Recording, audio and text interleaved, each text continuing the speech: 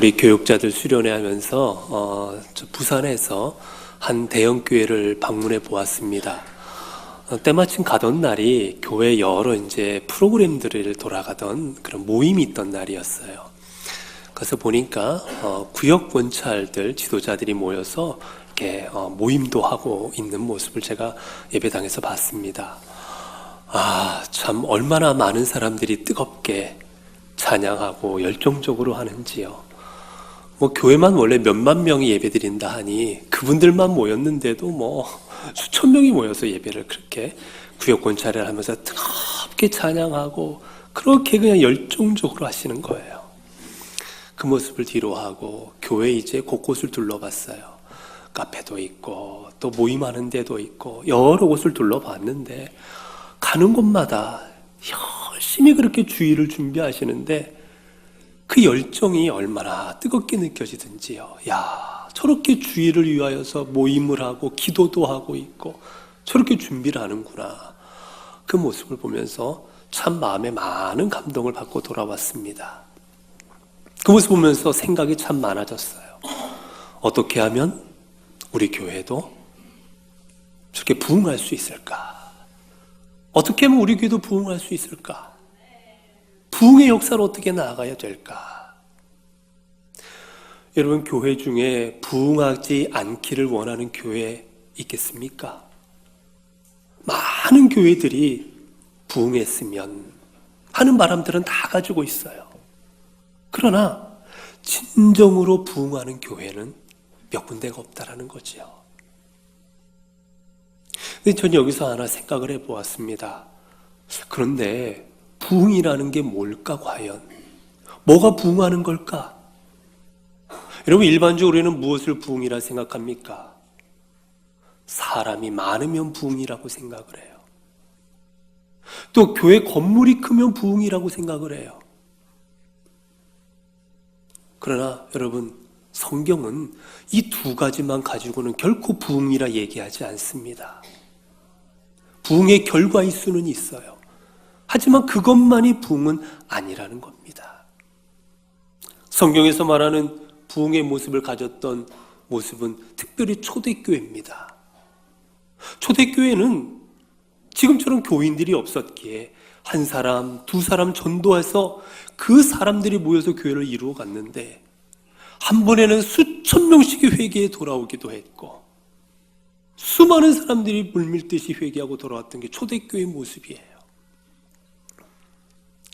이 초대교회가 가지고 있던 이 부흥의 모습은 어떤 모습일까? 오늘 31절의 말씀입니다.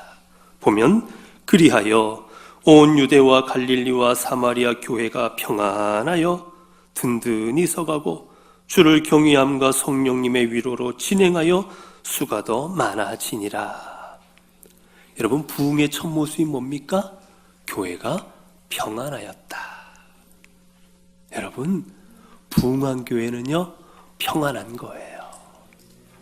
다툼과 미움과 여러분 이런 게 있는 게 아니라 늘 교회가 평화로운 교회가 그게 부흥하는 교회인 겁니다.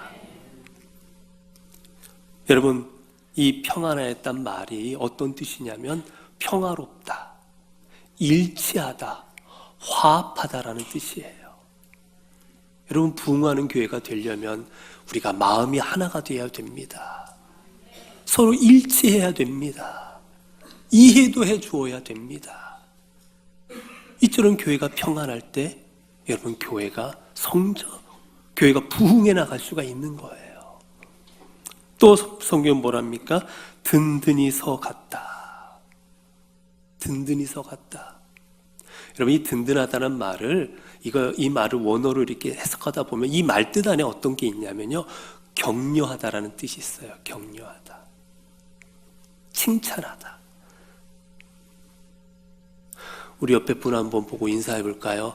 오늘 참 멋있습니다. 오늘 참 예쁩니다. 오늘 참 예쁘십니다.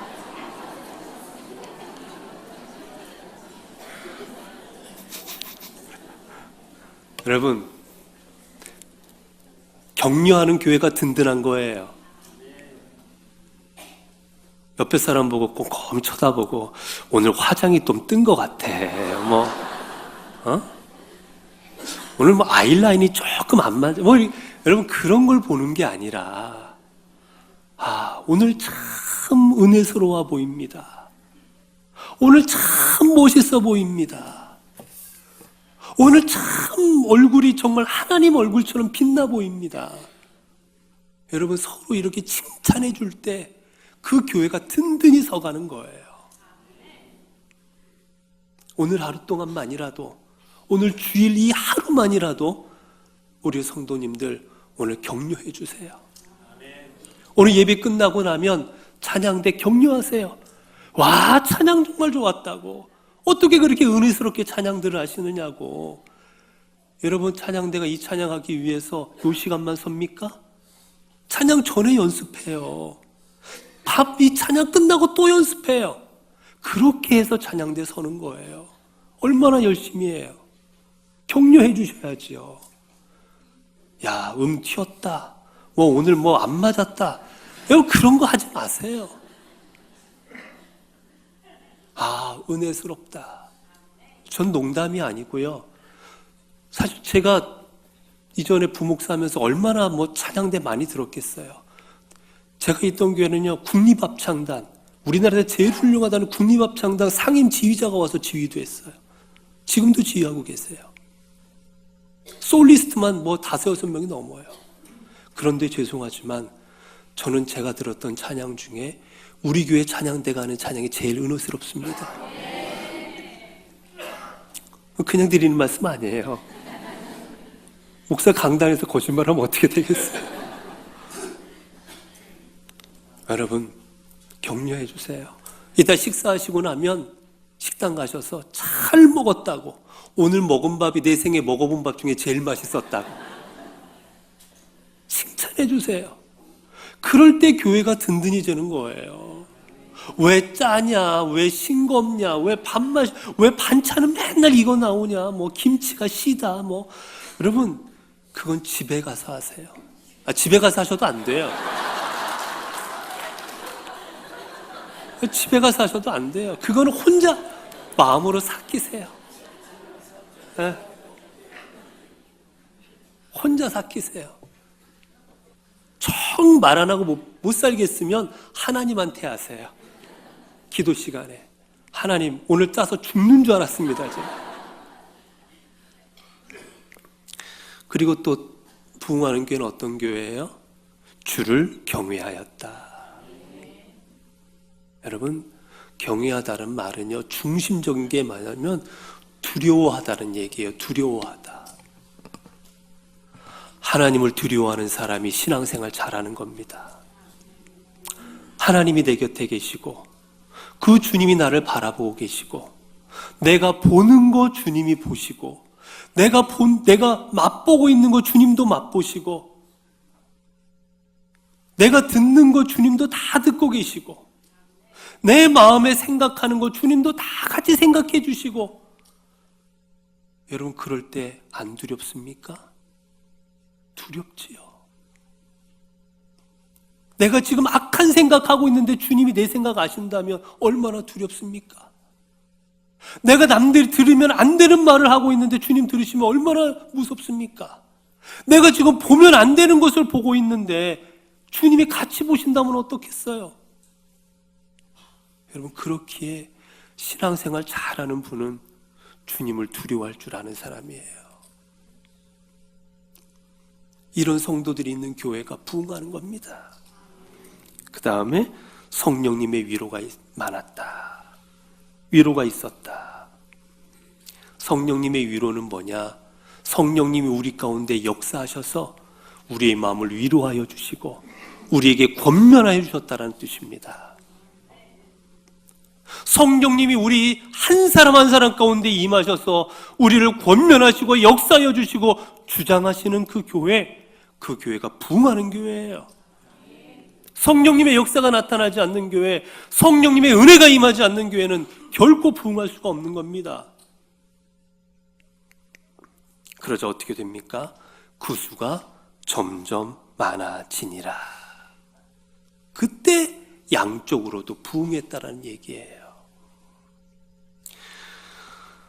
사도행전의 부흥은 단순히 사람만이 많아진 부흥이 아니었습니다. 성령님께서 그들 가운데 역사하여 주셨고, 그리고 그들은 주님을 경외하고, 그리고 그들은 주님 안에서 든든히 서가며 격려하였고 평안히 서갈 때 놀라운 역사가 그들 안에 일어났고 교회는 부흥해 나갔던 겁니다.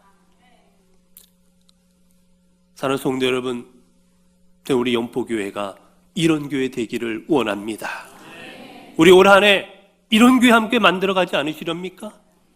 이런 교회 한번 우리 교회도 이루어봐야 되지 않겠습니까?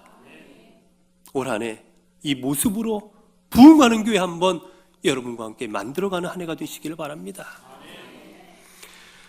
여러분, 그러면 어떻게 부흥할 수 있을까? 마틴 로이드 존스라는 목사님이 아주 유명한 목사님이신데요. 이 목사님이 쓴 부흥이라는 책이 있습니다. 이 부흥이라는 책에서 이 부흥의 원리에 대해서 설명을 하시는데, 그 중에 하나, 부흥의 원리 중에 하나가 뭐냐면, 그 중에 하나 얘기하시는 게 이삭의 부흥이에요. 이삭의 부흥.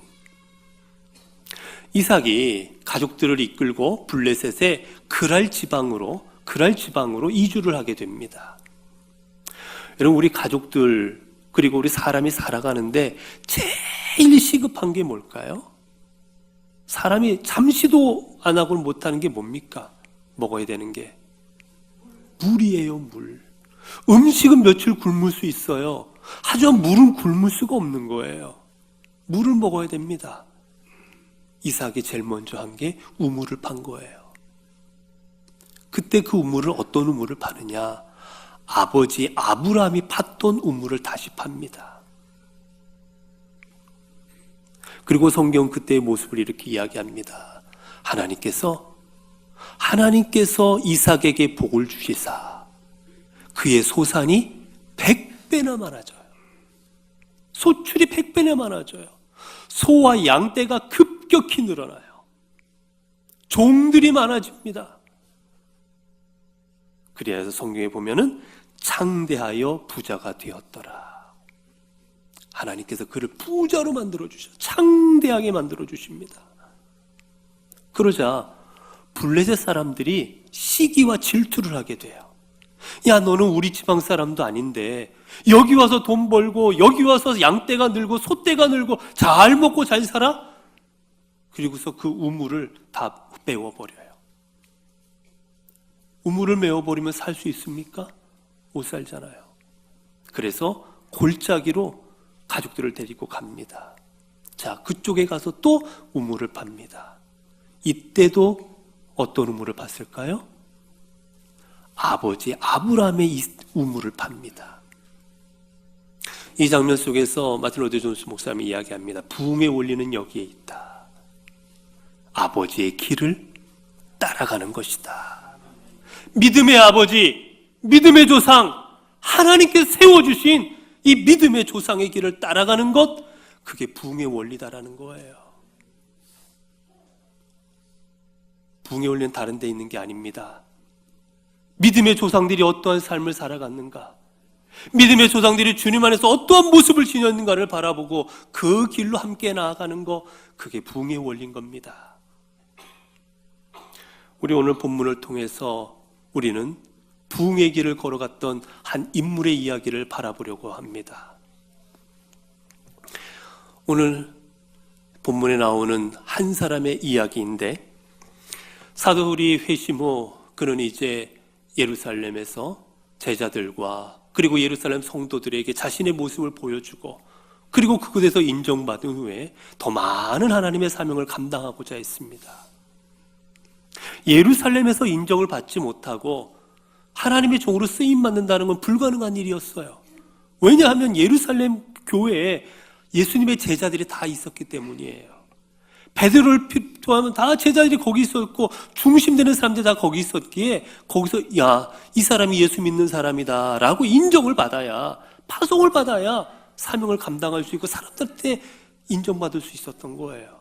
너 왜 왔니? 그러면 예루살렘 교회에서 인정받고 내가 이렇게 하고 있다고 얘기할 수 있어야 됩니다. 그렇게 예루살렘 교회로 찾아갔어요. 근데 여기서 문제가 발생합니다. 예루살렘 교회에 있던 제자들 그리고 성도들이 사도 바울을 믿어주지 아니하는 겁니다. 사도 바울이 회심했다라는 거, 사도 바울의 마음이 변화되었다라는 거, 그의 삶이 완전히 180도 달라졌다라는 거를 아무도 믿어주지를 않는 거예요. 얼마 전까지만 해도 성도들을 잡아 죽이고 얼마 전까지만 해도 우리를 핍박하던 넌데 어떻게 변화가 되었냐는 거지요. 안 믿어주는 겁니다. 한 발자국 더 나가서 두려워하기까지 해요. 야, 너 이러다가 우리 다 잡아가는 거 아니냐? 너 이렇게 하다가 우리 다 고발하는 거 아니야? 두려워합니다. 가까이 할 수가 없었던 거예요. 만나주지도 아니합니다. 이 사울이 이제 큰일 났습니다. 어떻게 해야 됩니까?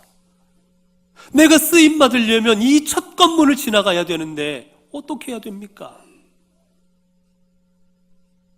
좌절스러운 이 상황 가운데 하나님은 한 사람을 준비하십니다. 그를 통하여 예루살렘의 제자들을 만나게 하시고 그리고 성도들과 교제하게 하시고 인정받게 하십니다. 그가 바로 바나바입니다. 바나바를 통해서 사울은 예루살렘 교회 소개가 되어서 이제 그곳에서 하나님의 성도로 변화되었다는 것을 인정받고 그리고 이제 그는 놀라운 일들을 하나하나 이제 하면서 쓰임을 받게 되는 것이지요. 그리고 바나바와 사울을 통해서 하나님께서는 초대교회 부흥의 귀한 기초적인 틀, 기반을 마련케 하십니다. 그러면 과연 이 바나바, 초대교회 부흥을 이끌었던 이 바나바는 어떤 사람이었고 어떤 믿음의 모습을 가졌던가? 그가 걸어갔던 믿음의 길은 어떠한 길인가? 우리가 따라가야 할 바나바의 길은 어떤 것인가? 오늘 본문을 통해 몇 가지 보려고 합니다. 하나는 바나바는요, 믿어주는 사람이었어요. 오늘 26절을 봅니다. 사울이 예루살렘에 가서 제자들을 사이고자 하나 다 두려워하여 그가 제자됨을 믿지 아니하더니. 앞서 말씀드렸던 것처럼 사도 바울이 회심했다라는 것을 믿을 수가 없는 거예요. 스데반이 죽을 때도 사도 바울은 그 자리에 있었고 다메섹에 갈 때도 믿는 성도들을 붙잡으러 가는 중이었고 그리고 수많은 그리스도인들을 잡아가둔 사람인데 믿을 수가 있냐라는 겁니다. 그리고 어떤 사람들 아마 그런 사람도 있었을 거예요. 설사 그랬다 치더라도 네가 변화되었다 치더라도 지금까지 내가 한 일이 있는데 우린 인정 못한다. 그런 분도 있었을 겁니다. 이런저런 이유로 사도 바울을 받아주지 아니하고 있었지요. 그때 27절을 보면 주님께서 이렇게 말씀하십니다. 바나바가 데리고 사도들에게 가서 그가 길에서 주를 보았는지와 주께서 그에게 말씀하신 일과 다메섹에서 그가 어떻게 예수의 이름으로 담대히 말하였는지를 전하니라. 아무도 사울의 변화를 믿어주지 아니하였을 때 하나님은 한 사람 바나바를 준비시킵니다. 그리고 바나바가 사울을 데리고 제자들에게 가서 바울이 어떻게 변화가 되었는지, 지금 바울이 어떤 상황인지를 사람들에게 자세히 알려주기 시작합니다. 아무도 믿어주지 않아 좌절스럽고 낭패를 경험했던 이 사도 바울, 사울에게 혜성같이 나타난 존재가 바로 바나바였던 거지요.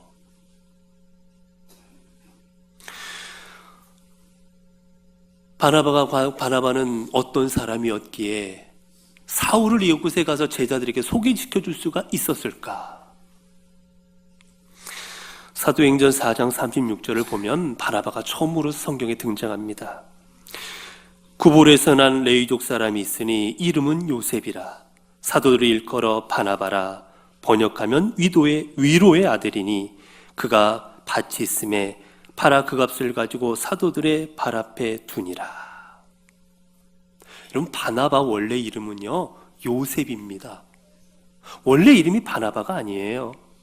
원래 이름은 요셉이에요. 그런데 워낙 사람들을 잘 다독거리는 거예요. 권면하는 거예요. 권위를 가지고 사람들에게 이러면 안 됩니다. 하나님의 말씀대로 살아야 됩니다. 그리고 마음이 아프거나 힘들어하는 사람이 있으면 다독거려서 이게 주님의 뜻이 이렇게 가야 됩니다. 위로하고 권면하는 일을 얼마나 잘 감당했든지 사도들이, 예수님의 사도들이 이 요셉을 바나바라라는 별명을 지어주는 거예요. 여러분처럼 사도들이 별명을 지어줄 정도로 바나바는 초대교회에 큰 많은 일들을 감당하고 있던 사람이었던 것이지요. 또한 11장 24절을 보게 되면 성경이 이렇게 말합니다. 바나바는 착한 사람이요 성령과 믿음이 충만한 사람이라 이에 큰 무리가 주께 더하여 지더라. 바나바로 인해서 초대교회 큰 무리가 주께 더하여 지더라고 성경은 말합니다.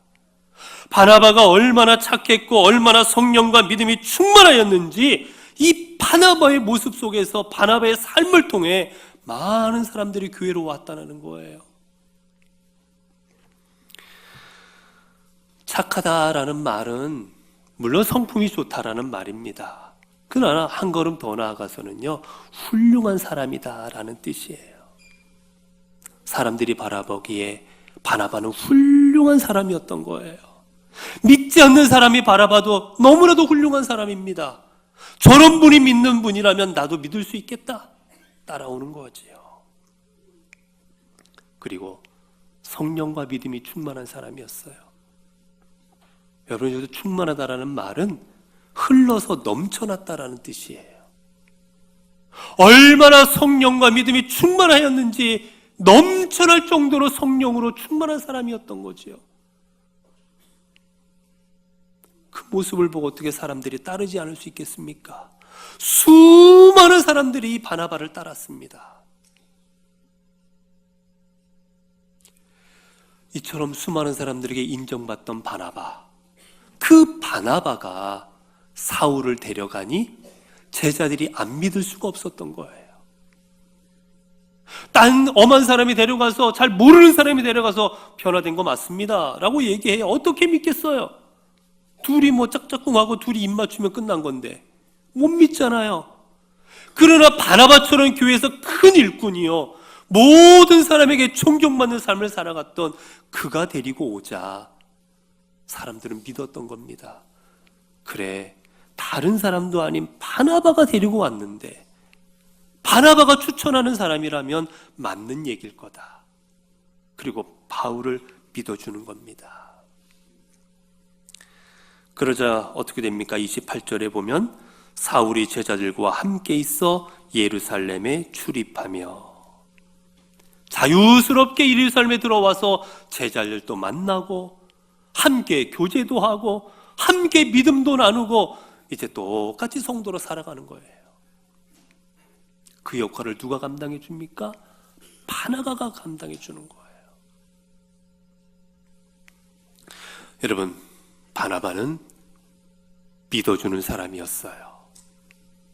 모두가 믿지 않았을 때, 다 아니라고 생각했을 때 사울을 믿어준 사람이 바나바입니다.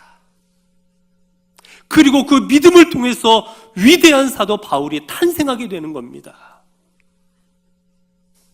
여러분, 믿음이라는 게 뭡니까? 믿음은 신뢰예요, 신뢰. 여러분, 하나님을 믿는다라는 게 어떤 뜻이에요? 하나님을 신뢰하는 겁니다. 그 하나님은 나를 버리지 아니하실 것이고, 우리 하나님은 나의 구세주가 되실 것이고 나를 구원하실 것이라는 신뢰가 있을 때 하나님을 믿는 거예요. 저분이 내가 믿어도 나를 버릴 것이요, 저분이 내가 믿어도 나를 천국으로 인도하지 않을 것이라면 왜 믿으세요? 왜 따라가겠어요? 안 믿지. 이 세상에서 평청막청 살아가다 죽으면 되지 뭐하러 믿겠습니까? 하나님을 신뢰할 때 우리는 주님을 믿을 수가 있는 거예요.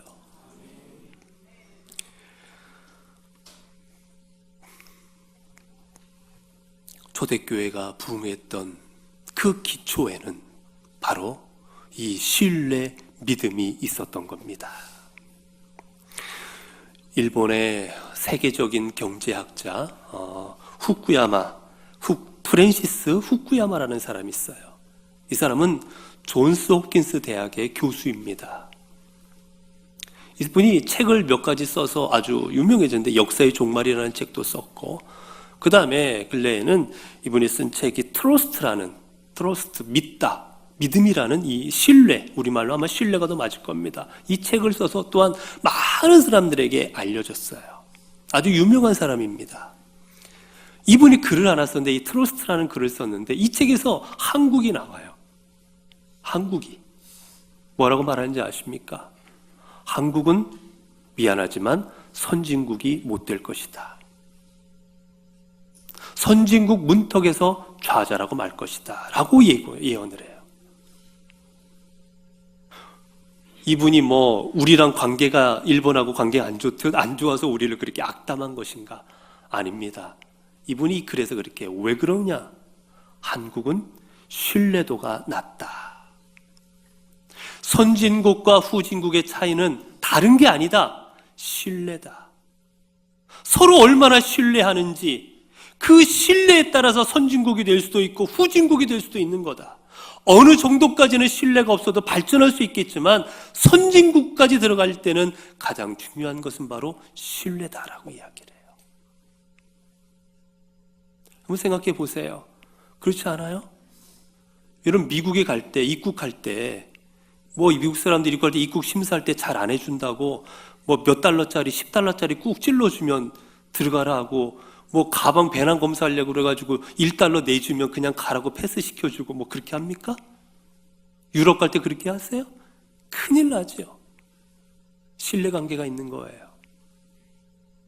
그러나 후진국으로 갈수록 어떻습니까? 자꾸 찔러줘야 되잖아요. 줘야 되잖아요. 안 주면 더 괴롭히고 가져가 버리고. 후진국으로 갈수록 공권력을 믿지 않아요. 후진국으로 갈수록 부패지수가 높아집니다.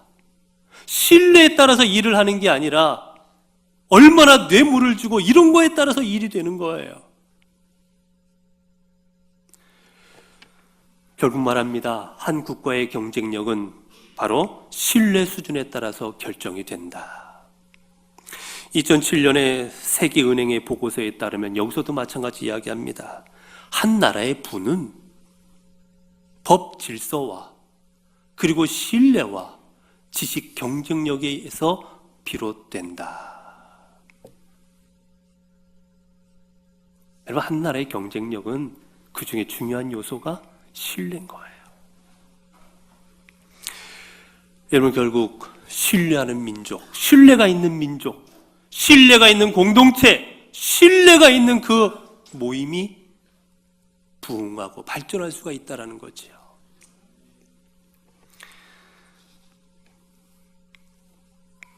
이번에 평창에서 나오는 뉴스들을 이렇게 보게 되면 그런 뉴스가 있더라고요. 평창에서 음식점들이 그러니까 음식을 준비하지 않습니까? 예약을 받아서. 근데 예약을 해놓고 오지 않는 거 우리가 영어로 노쇼라고 그래요. 보이지 않는다, 노쇼, 오지 않았다는 얘기죠. 근데 그 기사가 그래요. 외국 사람들은 철저하다라는 거예요. 예약해놓고 오지 않는 경우가 없대요. 미리 오거나 꼭 맞춰서 온다라는 거죠. 그러나 한국 사람들은 태반이 안 온다라는 거예요. 특히 공무원들이. 이게 바로 선진국과 후진국의 차이입니다. 여러분, 우리는 어떻게 신뢰를 쌓아나가야 되겠습니까? 가정에서, 그리고 우리 교회에서, 내 삶의 터전에서 우리는 신뢰를 쌓아나가야 됩니다.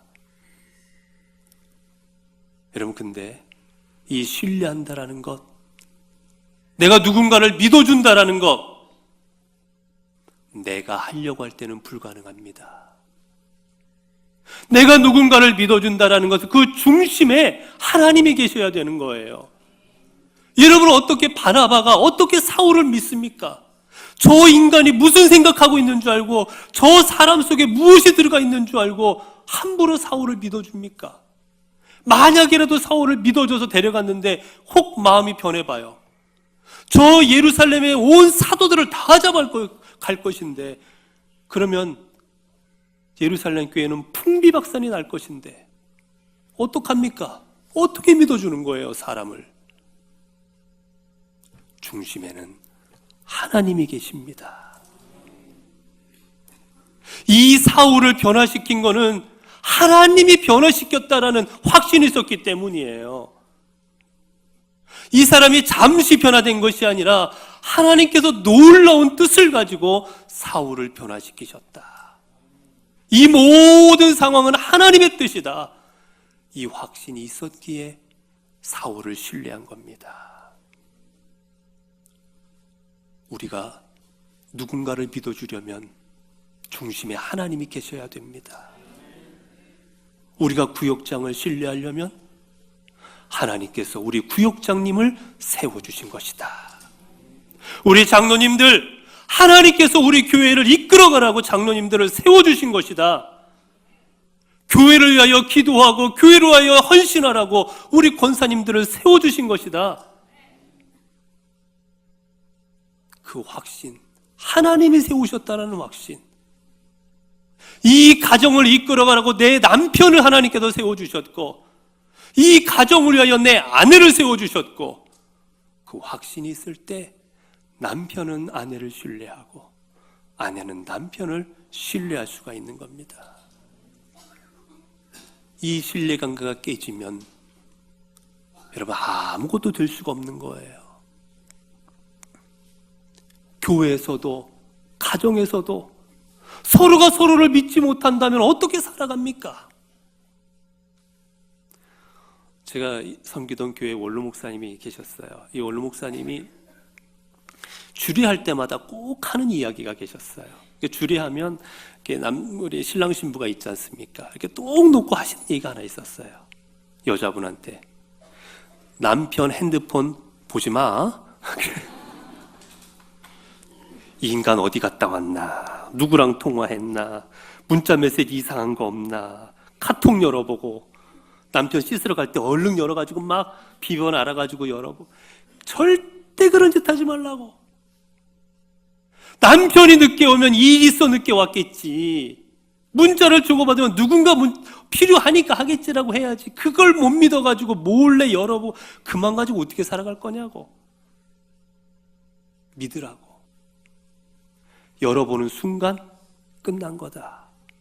이 여자가 나를 못 믿어서 카톡을 열어보고 내 문자 열어봤다는 걸 안 순간 그 남자가 여자 사랑할 수 있겠냐고. 못 사랑한다. 끝난 거다. 가정도 그렇지 않습니까? 남편은 아내를, 아내는 남편을, 부모는 자식을, 자식은 부모를 믿어줘야 되는 거예요. 교회도 마찬가지입니다. 성도님들은 직분자를, 직분자는 성도님들을, 또 성도님들은 성도님들을, 직분자는 같은 직분자들을 서로 믿어줄 때 그 모습이 아름다울 수 있죠. 우리 찬양대도 서로 믿어줄 때 화음이 나오는 거예요. 야, 오늘 테너가 저기서 치고 나와야 되는데 저 사람들 저거 또 이상한 소리 안 낼까? 뭐 이런 마음 가지고 찬양하면 이게 화합이 되겠습니까? 확실히 치고 나올 것이다. 이 부분에서 분명히 받쳐줄 것이다. 믿음이 있으니까 하는 거잖아요. 그래야 찬양대가 하나가 되지. 저놈의 테너 때문에 우리 맨날 죽소. 뭐 저놈의 소프라 뭐 맨날 이런 마음 갖고 있으면 어떻게 찬양대가 아름다울 수 있겠어요?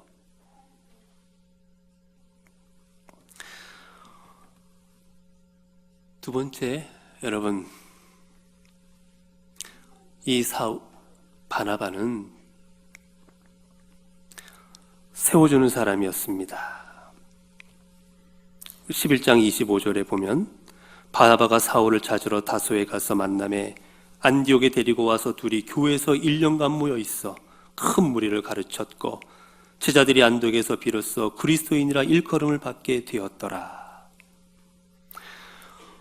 바나바가 안디옥이라는 교회에 파송을 받게 돼요.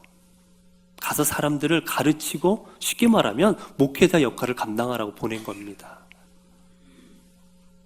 자, 이제 거기 가서 내가 목회자 일을 하면 내 영향력이 어떻게 되겠습니까? 커지겠지요. 이제 바나바의 영향력이 더 커질 수 있는 결정적인 기회예요. 초대교회에서 더 자신의 이름을 드러낼 수 있는 아주 좋은 기회입니다. 근데 이때 바나바는 혼자 가지 않아요. 누구를 데려갑니까? 바울을 데려가요. 내가 보니 가르치는 것은 나보다 바울이 더 잘하는 거예요. 더 열정적이고 더 능력이 있는 거예요. 그러자 바나바를 데려가서 공동 목회를 합니다. 여러분, 공동으로 목사가 둘이면 바울 좋아하는 사람, 바나바 좋아하는 사람 나뉠 거 아니에요. 내 영향력이 그만큼 줄어들 거 아닙니까? 그럼에도 불구하고 하나님께서 이 일을 더 기뻐하실 것이고 바울이 가르치는 게 더 훨씬 이 교회를 위해서 나을 것이라는 확신이 생기자 내 영향력이 주는 것 좀 아무렇지 않게 여기고 사도 바울을 데리고 가버립니다. 그리고 공동 목회를 하는 거예요.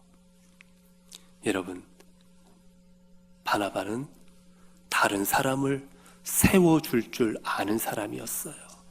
이게 바로 바나바의 위대함입니다. 오늘 우리들은 다른 사람 세워주는 거에 너무 인색해요. 다른 사람이 서면 내가 뒤처진다고 생각을 해요. 저 사람이 올라가면 나는 밑에 있다고 생각을 하고 다른 사람들을 안 세워주려고 합니다. 여러분, 모세는 아직 건강했어요. 그가 죽을 때까지도 성경에 보면 눈이 흐려지지를 않아요. 그런데 하나님 뭐라 말씀하십니까? 모세야, 너는 여기까지다. 이 뒷일은 여호수아가 감당할 것이다. 여러분, 얼마나 속상했겠어요. 내가 아직도 건강한데 내가 이 정말 불평하고 원망하고 말도 안 되는 이 사람들 데리고 40년을 속을 끓였는데 이제 요것만 넘어가면 가나안인데 세상에 거길 가지 말라 하십니다. 여러분, 안 속상하시겠어요? 그러나 모세는 순종합니다. 그리고 많은 이스라엘 백성을 다 모아놓고 이야기합니다. 이제는 여호수아가 너희를 이끌어갈 것이다. 하나님께서 나와 함께 하셨듯 여호수아와 함께하여 너희들을 이끌어 나갈 때 너희들은 두려워하지 말아라. 사람들 앞에 여호수아를 세워줍니다. 이게 놀라운 지도자인 거예요. 나 아닌 다른 사람을 세워줄 줄 아는 사람이 그 사람이 바로 하나님의 사람입니다. 여러분, 교회에는 서로 세워줄 줄 알아야 됩니다. 구역에서 구역장님들을 세워주셔야 돼요. 구역에서 권사님들을 세워주셔야 돼요. 교회에서도 집사님들, 권사님들, 장로님들 세워주시기 바랍니다. 우리 교회 이런 장로님들 없고, 여러분, 우리 교회 이런 장로님들 보셨어요? 제가 수많은 교회 다녀봤죠. 우리 장로님들처럼 교회 와서 일하시는 분들 보지를 못했어요. 장로님들 맨날 서류 사인만 거의 하십니다. 교회를 위하여 기도하시고 애쓰시고 우리 장로님들 얼마나 귀하세요. 자꾸 교회에서 세워주셔야지요. 권사님들 세워주시고 교회 직분자들을 세워주시기 바랍니다. 그때 교회는 부흥하는 겁니다. 사랑하는 성도 여러분, 우리 교회가 어떠한 교회가 되기를 원하십니까? 우리가 주위를 둘러보면 교회마다 다 어렵다고 합니다. 교인 수도 줄고 헌금도 줄고 다 어렵다고들 해요. 자, 어려운 만큼 우리도 점점 쇠락해져가는 교회가 되어야 되겠습니까? 여러분, 오늘은 사순절 두 번째 주간입니다. 우리 교회가 세워진 것은 그냥 세워진 게 아니라 예수 그리스도의 핏값으로 세워진 게 우리 교회입니다. 우리 그 핏값을 헛되이 하지 않아야 되겠지 않습니까? 그 주님의 피를 헛되이 하시겠습니까? 주님의 피를 헛되이지 않도록 우리는 이곳에서 하나님의 부흥하는 교회가 되어야 될 것입니다. 하나님의 역사가 나타나는 교회가 되어야 될 것입니다. 하나님의 은혜가 임하는 교회가 되어야 될 것입니다. 그러한 교회를 저와 여러분이 함께 만들어 가야 할 것입니다. 이제 서로 믿어주십시오. 서로 세워주십시오.